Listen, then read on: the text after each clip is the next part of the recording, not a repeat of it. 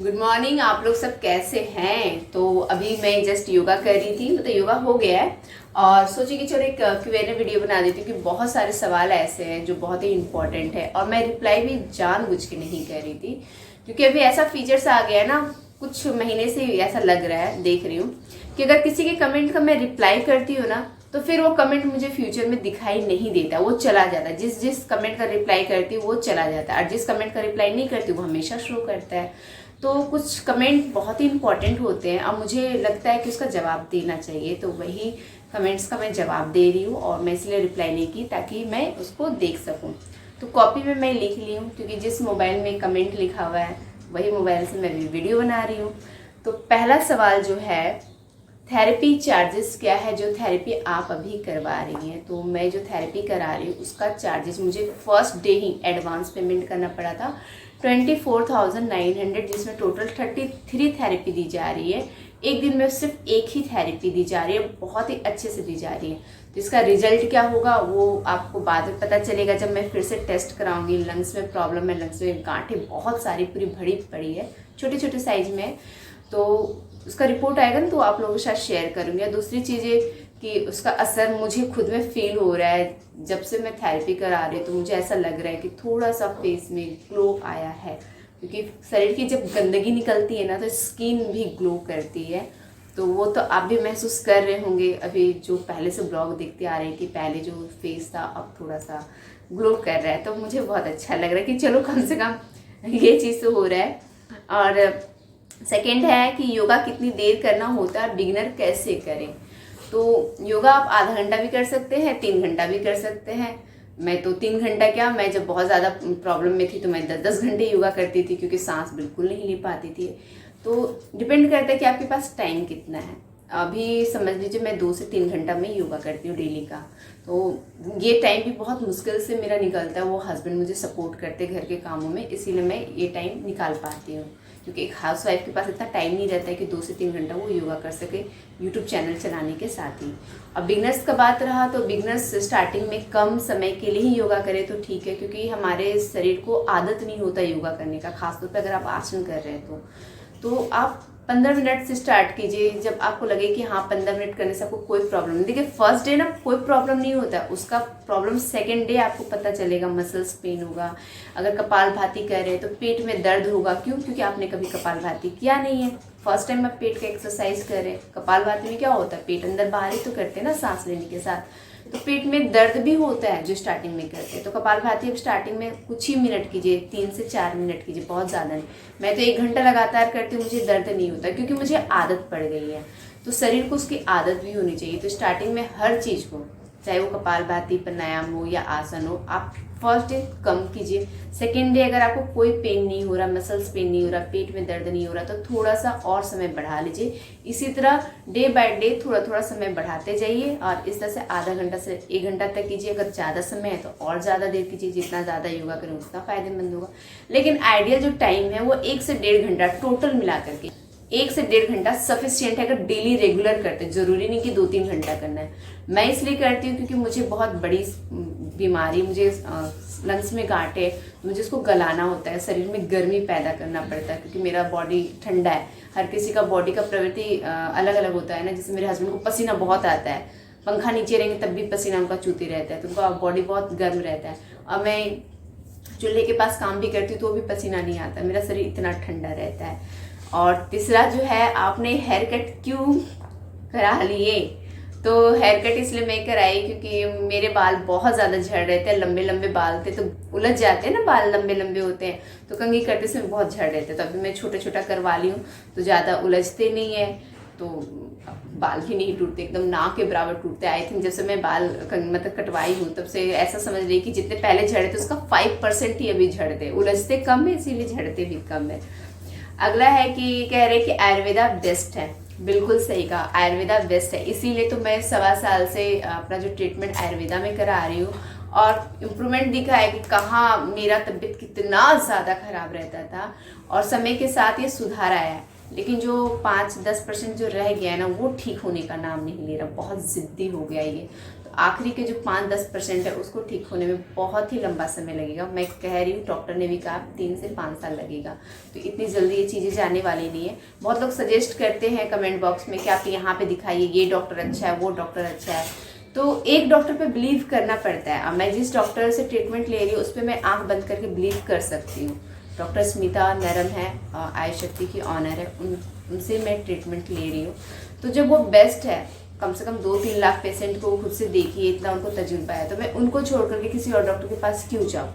Ayurveda doctor अगर होगा भी तो क्या इतना अनुभव उनको होगा? अगर होगा तो ठीक है, मैं कहीं दूर किसी और सिटी में क्यों जाऊँ, जबकि मैं मुंबई में रहती हूँ। मुंबई में मुझे इतनी अच्छी डॉक्टर मिल गई है और थेरेपी सेंटर भी मेरे घर से 2 किलोमीटर की दूरी में है, तो मैं थेरेपी आसानी से ले पाती हूँ। अगला सवाल जो है किडनी पेशेंट का लेकर के, वो मुझसे पूछ रहे कि मैं डॉक्टर से पूछूं, तो सॉरी अभी मैं उनसे ये सवाल नहीं पूछ पाऊंगी, क्योंकि मैं खुद अभी 5 दिन की छुट्टी पे हूँ। मैं उनसे बोली कि मैं 5 डेज नहीं आ सकती पर्सनल रीजन से। ये फैसिलिटी है कि 5 डेज नहीं आऊँगी तो वो 5 डेज काउंट भी नहीं होगा, क्योंकि 33 थेरेपी देनी है, तो मुझे 33 थेरेपी मिलेगी ही मिलेगी। पर इनका सवाल है कि किडनी पेशेंट का आयुर्वेदा पंचकर्मा में कोई अच्छा ट्रीटमेंट है क्या, पता करके बताइए प्लीज़। और उनका वीक में 2 दिन डायलिसिस भी होता है, तो मैं पूछ करके ज़रूर किसी ब्लॉग में आपको बता दूंगी, क्योंकि मैंने आपके कमेंट का रिप्लाई नहीं किया है, तो हो सकता है कि कमेंट मुझे शो करेगा तो मैं आपको रिप्लाई कर दूंगी वहीं पे। लेकिन हाँ, बेस्ट यही होगा कि आप ऑनलाइन है ना डॉक्टर स्मिता नरम से कंसल्ट कर लीजिए और उनसे बात कीजिए कि कैसे ट्रीटमेंट आप घर में रह करके उनको दे सकते हैं कि उनको फ़ायदा मिले, क्योंकि वो डायलिसिस पे हैं। तो क्या उनका एक मलाड में अपना छोटा सा आयुर्वेदिक हॉस्पिटल है, जहाँ पे 12 लोग ही एडमिट होकर के ट्रीटमेंट ले सकते हैं, सिर्फ 12 लोगों की ही फैसिलिटी है। तो अगर वो एडमिट हो सकते हैं तो वहाँ पे करा दीजिए। मतलब डायलिसिस पेशेंट है तो पता नहीं एडमिट लेंगे या नहीं लेंगे, मैं भी नहीं जानती। तो ऑनलाइन आप कंसल्ट कर लीजिए, डिटेल से आप बातें भी कर लीजिए डॉक्टर स्मिता नरम का। आप कहेंगे तो मैं आपको हेल्पलाइन नंबर दे दूंगी, आप इंस्टाग्राम पे आइए। नेक्स्ट सवाल है दीप्ति जी, आप पंचकर्मा थेरेपी से पता कीजिए कि कैसे पता चले कि स्टीमर बस्ट नहीं होगा, क्योंकि मेरी 3rd थेरेपी में ही स्टीमर कुकर बस्ट हो गया और मैंने ट्रीटमेंट छोड़ दी। मेरी ट्रीटमेंट दिल्ली में चल रही थी। तो ऑनलाइन जो मिलता है ना स्टीमर कुकर जिसे स्टीम लेते हैं, वो ख़राब हो जाती है। तो मैं जहाँ थेरेपी ले रही थी ना, उन्होंने भी 4000 में परचेज किया था।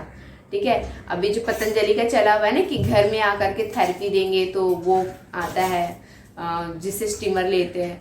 तो ऑनलाइन वो 4000 में आयुष शक्ति वालों ने भी परचेज किया था टेम्परेरी के लिए, क्योंकि उनका जो बॉक्स जिसमें मैं स्टीम लेती थी वो ख़राब हो चुका था, लेकिन पेशेंट को देना था स्टीम, तो उन्होंने ऑनलाइन परचेज किया। फर्स्ट डे ही उनका स्टीमर खराब हो गया, पहले ही दिन, और वो किसी काम का नहीं। तो लास्ट में वो कुकर ही खरीद लिए, और कुकर में वो जो गैस चूल्हा वाला जो पाइप आता है ना ऑरेंज कलर का, वो सेट कर लिए, सीटी निकाल करके उसमें, और उससे स्टीम देने लगे थे। लेकिन फिर उन्होंने बॉक्स बनाया, और फिर वो जो बॉक्स रहता है प्रॉपर जो पंचकर्मा सेंटर में रहता है, फिर उससे मुझे स्टीम मिलना स्टार्ट हो गया। अब कैसे पता करें ये तो मैं उनसे पूछ करके आपको बता दूंगी, लेकिन हाँ ऑनलाइन जो मिलता है वो ख़राब होता है, ये चीज़ मैंने खुद देखा है। एक सवाल जो है ना मुझे ये बहुत ही चुभा, मैं रिक्वेस्ट कितनी बार कर चुकी हूँ कि प्लीज़ नेगेटिव कमेंट मेरे कमेंट बॉक्स में मत कीजिएगा प्लीज़। मैंने किसी का कुछ बिगाड़ा नहीं है, ठीक है, मैंने किसी का हिम्मत तोड़ा भी नहीं है। हाँ, मेरी वजह से कई लोगों को हिम्मत मिला भी। मेरे पहले चैनल पे जहाँ पे मैं काम करती थी, उस चैनल के थ्रू कई लोगों की इसकी हिम्मत टूट गई थी ना, उसको हिम्मत मिल गई थी। तो आप लोग मेरी हिम्मत क्यों तोड़े ऐसा बकवास कमेंट करके? क्या इन्होंने लिखा है कि आप बीमारी का घर है, सब आपके घर में बीमारी रहते हैं, आप इस तरह से कमेंट लिखेंगे? एक तो जिसको मेरी क्या गलती है इसमें? मेरे लंग्स में गांठ है तो इसमें मेरी क्या गलती है? अगर कोविड का साइड इफेक्ट हुआ, मेरे लंग्स डैमेज हुए, मुझे लंग्स में गांठ है, इसमें मेरी क्या गलती है? मैं तो हिम्मत जुटा करके हर संभव मुमकिन कोशिश कर रही हूँ, डाइट फॉलो कर रही हूँ। 1.25 साल से डाइट फॉलो करना ईजी बात नहीं है। 1.25 साल से मैं पानी पूरी नहीं खाई, इतना कंट्रोल करके रही हूँ, जहाँ मैं रेगुलर पानी पूरी खाती थी। सोचिए, पानी पूरी का एग्जाम्पल दे रही हूँ क्योंकि एक लड़की बिना पानी पूरी के रह नहीं सकती। मैं बाहर निकलती हूँ, कितने सारे ठेले मुझे दिखाई देते हैं, पर मैं कंट्रोल करती हूँ। ठंड के मौसम में मैं लगभग 15-20 दिन ब्लैक टी पी, सिर्फ 15-20 दिन, उसके बाद मेरा ब्लैक टी बंद हो गया। तो समझिए, तो मैं 1 साल से मैं चाय ही नहीं पी और आगे पीऊंगी भी नहीं। बस ठंड ज़्यादा थी, वो भी हर्बल टी कहिएगा, वो मैं पी रही थी। इतना मैं कंट्रोल में। 1 साल से मैं शुगर फ्री खाना खा रही हूँ, 6 महीना ऑयल फ्री खाना खाई, योगा की 10-10 घंटे योगा की, इतना हिम्मत जुटा करके मैं कर रही हूँ, घर के सारे काम को करते हुए मैं कर रही हूँ, यूट्यूब चैनल भी साथ में चला रही हूँ। अभी तो एक है, पहले तो 2 चलाती थी। इतना हिम्मत जुटा के कर रही हूँ। और आप इस तरह से कमेंट करेंगे कि अब बीमारी का घर है, इस तरह से कमेंट करेंगे ना, मान लीजिए कि आपका कोई अपना बीमार हो, उसको कोई सीरियस बीमारी है, और आप उसको जा करके उसके मुंह पे बोलेंगे कि तुम बीमारी का घर हो, उसको कैसा लगेगा? आप खुद सोच करके देखिए उसको कैसा लगेगा। उसका हिम्मत नहीं टूटेगा। वो बेचारा एक तो ऐसे ही परेशान कि उसको बीमारी हो गई है, और किसी को कोई बीमारी होती है ना, वो तो सफ़र करता ही है, उसके साथ उसकी पूरी फैमिली सफ़र करती है। तो एक मेरी जिम्मेदारी हो जाती है कि मैं घर का जो माहौल उसको पॉजिटिव वे में रखूँ, ताकि मेरी वजह से कोई टेंशन में ना हो। आप मेरा ब्लॉग देखते हैं, हमेशा मैं खुश रहती हूँ, बिंदास रहती हूँ, किसी को पता ही नहीं चलता कि मैं बीमार हूँ। वो माहौल है ही नहीं मेरे घर में, लेकिन हाँ, मुझे जो करना है वो मैं करती हूँ। तो इस तरह के ना फालतू कमेंट्स प्लीज़ मत किया कीजिएगा, हिम्मत टूट जाता है। मेरी तो हिम्मत नहीं टूटेगी, लेकिन आप इस तरह का कमेंट करते हैं, डैट मीन्स कि आप दूसरे के भी चैनल में जाकर के इस तरह का कमेंट करते ही होंगे, निगेटिव कमेंट, और उससे वो हट हो जाते होंगे। जो कमज़ोर दिल वाले होते हैं, जिसको छोटी छोटी बातों से बुरा लगता है, मुझे भी छोटी छोटी बातों से बुरा लगता था, लेकिन अब तो आदत हो गई। आप जैसे लोगों के कारण ऐसे घटिया घटिया कमेंट करते हैं, अब तो मुझे कमेंट पढ़ने की आदत हो गई, लेकिन मैंने इनको ब्लॉक कर दिया। अब ये फ्यूचर में कभी मुझे कमेंट कर ही नहीं सकते। ऐसे बकवास लोगों का मैं उसको राइट देती भी नहीं कि वो मुझे फ्यूचर में कमेंट कर पाए। इससे ना मुझे प्रॉब्लम हो जाता है, मेरा ध्यान भटक जाता है, मेरे पास ये सब चीज़ सोचने के लिए टाइम नहीं है। तो आज के इस वीडियो में इतना ही कमेंट्स का रिप्लाई कर पाई हूँ। अगर फिर भी आपको कुछ पूछना है तो मैं स्पेशल Q&A वीडियो बनाऊंगी। आप कमेंट बॉक्स में कमेंट कर सकते हैं, लेकिन मैं तुरंत रिप्लाई नहीं करूँगी, क्योंकि तुरंत रिप्लाई करने से वो कमेंट्स मुझे दिखाई आगे नहीं देते हैं। तो मिलते हैं नेक्स्ट ब्लॉग में, अपना ख्याल रखिएगा।